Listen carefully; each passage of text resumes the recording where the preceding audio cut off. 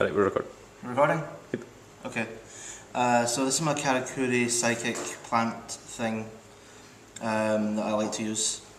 The idea of the deck is to summon loads of synchros which replace themselves and spam more synchros just because they got into the field. So a deck list is one psychic commander and one main master, gloat bulb, 2 effect veiler, 1 machine of force, 3 fortress and 3 gear frame.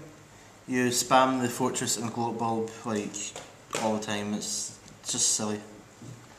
3 roll decree. This just allows me to make my stupid pushes without having to worry about any sort of retaliation from my opponent. I try to minimise the amount of interaction that my opponent can have with me as much as I can, because I'm mean.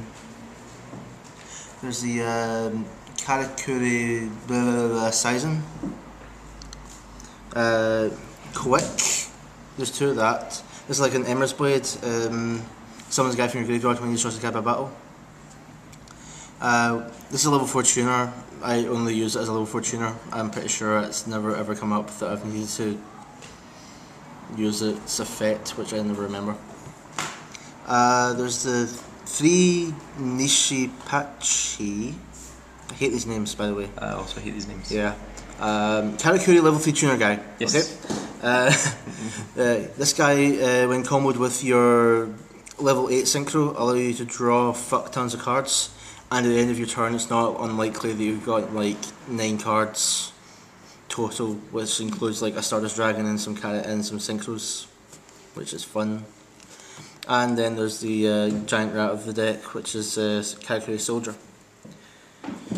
Onto spells, it's 2D synchro. The reason I play these is because when a Karakuri synchro is summoned, it summons a card from your deck. So you can desynchro and then resynchro into the same one, and then you can use the 2 that you just summoned to synchro into another one, which special summons yet another card on its own.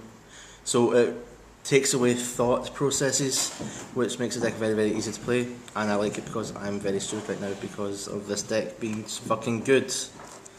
2 MSTs, because it's kind of needed, I guess. 2 instant fusions. These summon the Karakuri Warrior and Cybersaurus.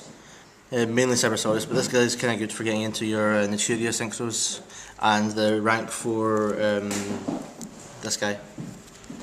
Limit removal, obviously. Reborn, obviously, again. Noble Examination, just an extra card which allows me to make for my pushes again. Giant Trinade, Emergency Teleport, Mind Control, False Burial, and 1 for 1. These 2 pretty much only ever summon the Gloat Bulb. And yeah, Gloat Bulb was actually a huge part of the deck, like the biggest part of the deck. Extra deck is the Karakuri Warrior and the Cybersaurus. 1 Grenosaurus, which never actually gets summoned, it's just there in case I can. Utopia. Naturia Beast, because like I've got the guys that I can use to summon it and stuff. Catastor. It's a machine as well, so you can use it to summon your Karakuri synchros, which occasionally happens. 1 Bryonic. Landois. This is great because I can negate my opponent's Gorzes when they have a Gorz or something like that. Stardust Dragon and Scrap Dragon.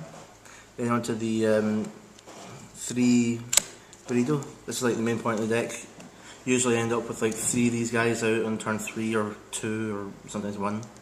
And every turn they're drawing you 3 cards, which is awfully good.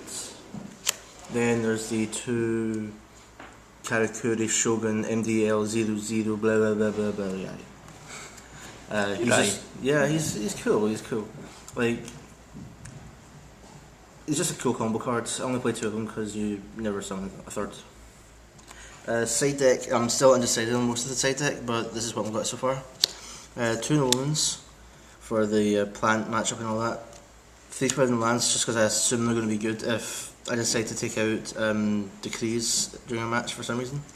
Desynchro for when my opponent's playing a deck which I think is going to be useful against. And a bunch of cards which are only in here in case I decide to take out the decrees. if I see a deck which doesn't run any like trap cards. And that's the deck. Very nice.